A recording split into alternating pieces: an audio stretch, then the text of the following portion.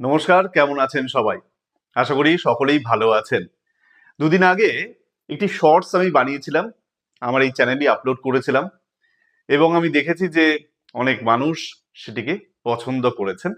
তাই আজকে তার ফুল ভিডিও আনছি, যেখানে আমি মূলত দুটি পার্ট কভার করব।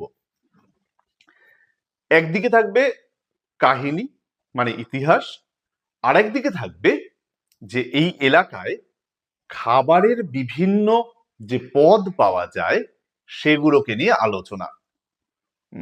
এত করে নিশ্চয়ই বুঝে গেছেন যে কোন শর্টসটির বিষয়ে আমি কথা বলছি, কারণ সেই শর্টসেও আমি উল্লেখ করেছিলাম যে একটি ভিডিও আমি আনবো যেখানে এই খাবারের উল্লেখ থাকবে। কি মনে পড়েছে? আমি কথা বলছি আজকে জামা মসজিদ এবং এই সংলগ্ন এলাকাগুলিকে নিয়ে। তো শুরু করা যাক ভিডিও। আমার আজকের ভিডিওতে আমি কথা বলবো প্রথমেই জামা মসজিদের কাহিনী নিয়ে। এই জামা মসজিদ কোথায়? জামা মসজিদ ভিন্ন ভিন্ন জায়গায় বলা হয়ে থাকে, বাট জামা মসজিদ বলতে সবার আগে যে জায়গার কথা মনে পড়ে তা হলো দিল্লি। দিল্লিতে যেখানে লাল কিলা রয়েছে, ঠিক লাল কিলার উল্টো দিকে মোটামুটি ধরুন এই 400-450 মিটার যদি আপনি হেঁটে চলে যান, তাহলে আপনার ডান দিকে পড়বে এই জামা মসজিদ। এই জামা মসজিদের একটা হিস্ট্রি আছে, আগে সেখানে যাই, তারপরে বাকি কথা। তো এই জামা মসজিদের আসল নাম হলো মসজিদ ই জাহান্নুমা। 1656 সাল নাগাদ সম্রাট শাহজাহান এটি প্রতিষ্ঠা করেছিলেন এবং যখন প্রতিষ্ঠা করলেন, সেখানে এই প্রতিষ্ঠা করার জন্য খরচ হয়েছিল সেই সময় মোটামুটি ধরুন 1 মিলিয়ন ভারতীয় মুদ্রায়। এবং এটি উদ্বোধন করার জন্য উজবেকিস্তানের একজন ইমাম নাকি এসেছিলেন। অত্যন্ত ইন্টারেস্টিং। এবং এর মোটামুটি ভাবে 4টে দিক আছে মসজিদটায়, এবং এই যে 4টে দিক, সেই 4টে দিকে যে সিঁড়িগুলো, যেটা ওপরে ওঠার যে সিঁড়ি, সেই সিঁড়িগুলোর সংখ্যাও কিন্তু ডিফারেন্ট। কোনোটায় 35, কখনো 33, কখনো 29, এরকম ভাবে সিঁড়িগুলো রয়েছে।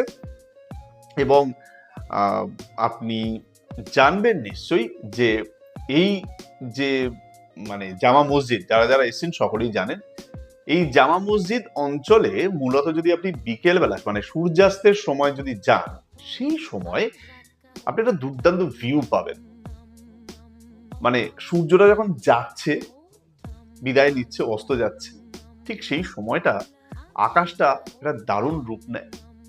এবং মসজিদের ওপর দিয়ে যখন সূর্যটা যায়, সেই সময় যারা ফটোগ্রাফাররা ওই মুহূর্তটাকে মিস করতে চাইবেন না, এরা একদম শিওর। এবং এই এলাকায় প্রচুর পায়রা থাকে, পায়রাগুলো উড়ে যায়, সূর্য অস্ত যাচ্ছে, একবার ইমাজিন করুন পুরো ছবিটা আপনার চোখের সামনে।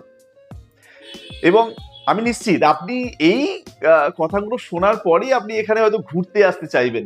যারা যারা এখনো পর্যন্ত ঘুরতে আসেননি এই জামা মসজিদ এলাকায় বা দিল্লিতে, তারা আমার এই কথাগুলো শোনার পর আমি শিওর তারা ইমাজিন করে ফেলেছেন এবং ঘুরতে যেতে চাইবেন।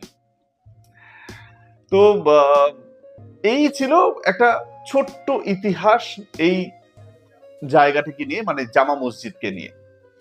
তো সন্ধ্যেবেলাও কিন্তু দেখতে ভালো লাগে। মানে যারা ভাবছেন যে সূর্যাস্তের সময় আসতে পারবেন না, সন্ধ্যেবেলাটা কেমন হবে, অন্ধকার নেমে গেলে কেমন হবে, তাদের জন্য জানাই যে হ্যাঁ, অবশ্যই কিন্তু দেখতে ভালো লাগবে। কারণ যে আলোগুলো জ্বলে মসজিদের মধ্যে, সেই আলোগুলো কিন্তু একটা দারুণ দেখতে লাগে। এবং এর পাশাপাশি আপনাদেরকে জানাবো যে এই এলাকাটা কিন্তু সবসময় জমজমাট, একেবারে ভিড়ে ঠাসা।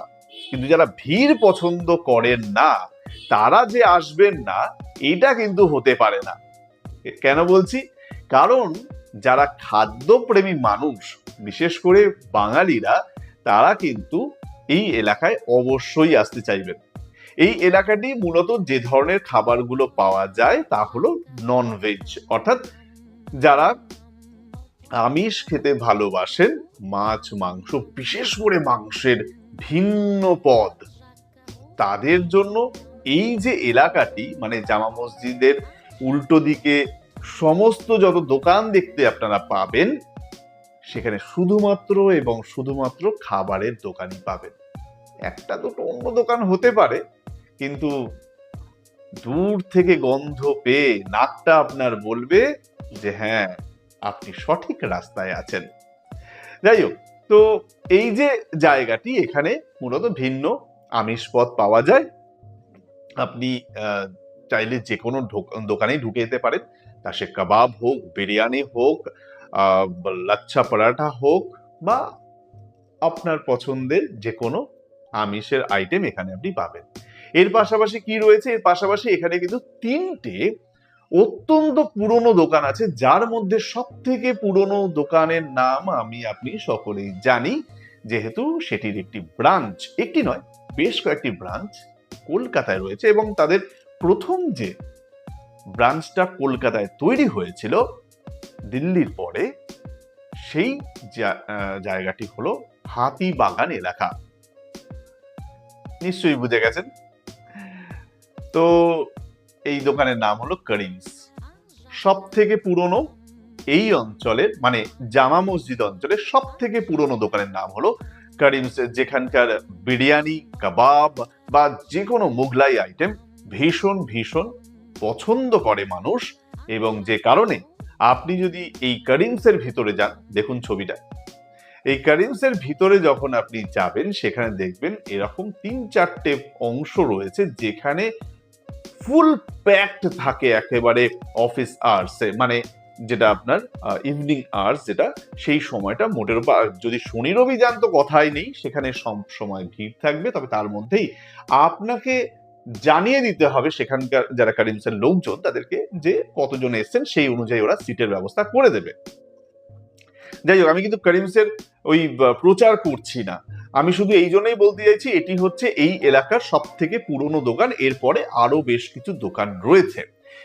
এর পাশাপাশি আপনি এখানে গেলে কিন্তু শুধুমাত্র যে ননভেজ খাবেন তা নয়, খাওয়ার পরে একটু মিষ্টি মুখ না হলে কি চলে, সুতরাং মিষ্টির জায়গা ওখানে পাবেন। তবে আমি আপনাকে সাজেস্ট করব যে বাঙালি তো মিষ্টিটা একটু ঠিকঠাক না হলে ভালো লাগে না, তাই না? তো সেই কারণেই মিষ্টিটা এই অঞ্চলে যে সমস্ত একটা দুটো দোকান দেখতে পাবেন তাদের থেকে খাবেন না, তার চেয়ে বরং আপনার ডেজার্টের জন্য চলে যেতে পারেন। ঠিক করিমস থেকে বেরোবেন, তার উল্টো দিকেই দেখবেন বেশ কিছু ডেজার্টের দোকান আছে। আহা হা, আমি বলছি আমার মুখে জল চলে আসছে। তো এই যে ডেজার্টের দোকানগুলো, এখানে গেলে আপনারা কি পেতে পারেন? এক তো পেতে পারেন রাবড়ি, অসাধারণ। এর পাশাপাশি কি পেতে পারেন? শাহী টুকরা। আহা, মন ভরে যাবে। এবং শাহী টুকরার ওপর যদি একটু রাবড়ি ছড়িয়ে নেন, একেবারে জমে ক্ষীর যাকে বলে, সেটা কিন্তু আপনি পেতে পারেন। এর পাশাপাশি আর কি পেতে পারেন? এর পাশাপাশি একটি অদ্ভুত জিনিস পাবেন, যেটা আমি নিশ্চিত যে বেশিরভাগ মানুষই এখনো পর্যন্ত খেয়ে দেখেননি। তা হলো কুনাফা। এই কুনাফা ভিন্ন ধরনের হয়, বিশেষ করে এটি একটি আরাবিয়ান ফুড, সো মানে ডেজার্ট। তো এই যে কুনাফা, এই কুনাফা একদম হট সার্ভ হয়ে থাকে।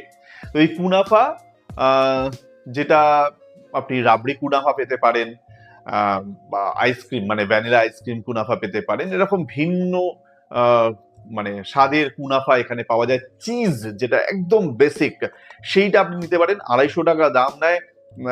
2-3 জন মিলে খেতে পারেন ঠিকই, কিন্তু মন ভরবে না। মনে হবে যে এটা যদি প্রত্যেকে একটি করেই নিতাম তাহলেই মন ভরতো।